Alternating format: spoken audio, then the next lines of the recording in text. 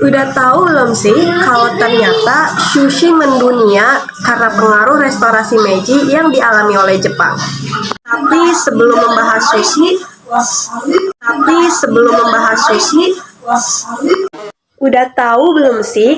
Udah tahu belum sih? Udah tahu belum sih? Udah tahu belum sih kalau ternyata sushi mendunia akibat pengaruh restorasi Meiji yang dialami Jepang. Namun, sebelum membahas sushi lebih dalam, ayo kita kaji terlebih dahulu apa itu restorasi Meiji. Oke teman-teman, jadi restorasi Meiji ini merupakan serangkaian kejadian yang berpuncak pada pengembalian kekuasaan di Jepang kepada kaisar di sekitaran tahun 1868.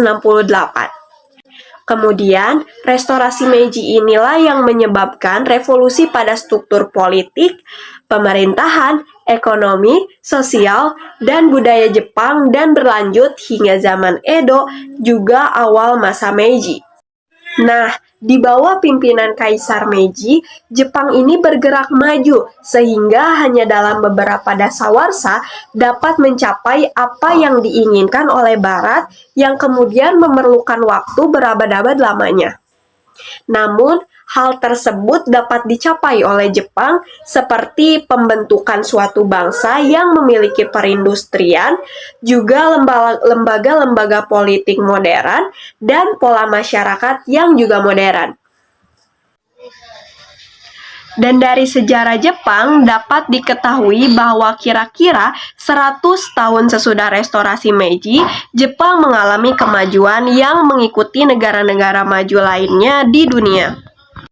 Mari lebih dalam untuk mengetahui bagaimana perkembangan sushi untuk dapat bisa dikenal di belahan dunia lainnya. Ternyata, sebelum Jepang menjalin hubungan dengan Barat secara resmi, pada pertengahan abad ke-19, sistem diet orang Jepang berbeda dengan negara-negara lain karena mereka ini tuh tidak mengenal daging dan susu.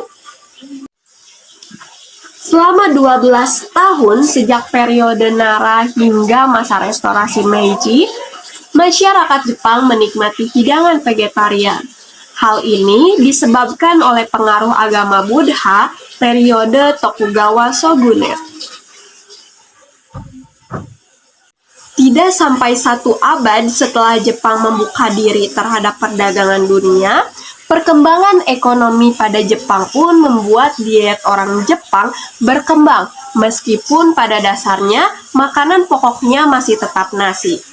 Masakan Jepang pun mencapai puncaknya perkembangan pada periode Edo.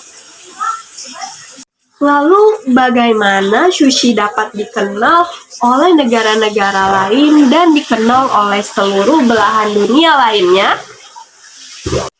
Oke, yang perlu kamu tahu, pada awalnya makan sushi di Jepang ini ternyata merupakan salah satu cara untuk mempromosikan sushi di kalangan masyarakat Jepang. Kemudian, promosi makan sushi ini berkembang menjadi tradisi. Kemudian, promosi makan sushi ini berkembang menjadi tradisi dengan tujuan untuk mendapatkan keberuntungan hanya pada setiap musim semi. Setelah itu, masyarakat Jepang mengharmonisasikan alam dengan kehidupan mereka. Sehingga mereka menganggap sushi tidak hanya untuk dimakan saja, tetapi sushi mempunyai makna religi sebagai simbol dan kekuatan dewa, keindahan, dan kemakmuran.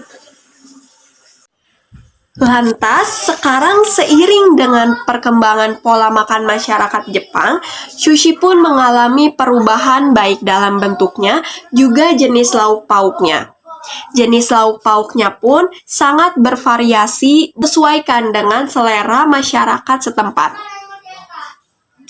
Contoh yang dapat kita temui yaitu California Rolls, avocado sushi, dan lain-lain yang dapat kita temukan di menu-menu restoran sushi di sekeliling kita. Tentunya hal ini membuat sushi tidak hanya dikenal di Jepang saja, tetapi juga di negara-negara lain. Itu dia perkembangan sushi mendunia Akibat dari restorasi Meiji yang dialami Jepang, semoga teman-teman bisa mendapatkan cerita-cerita sushi dan sejarah sushi ini. Apalagi bagi kalian yang sangat menikmati dan menggemari makanan sushi khas Jepang. Hingga zaman modern saat ini, lalu siapa sih orang yang tidak mengenal sushi? Sushi mendunia ini diakibatkan oleh pengaruh restorasi Meiji yang dialami Jepang. Itulah video yang dapat saya sampaikan. Mohon maaf apabila ada kesalahan. Wassalamualaikum warahmatullahi wabarakatuh.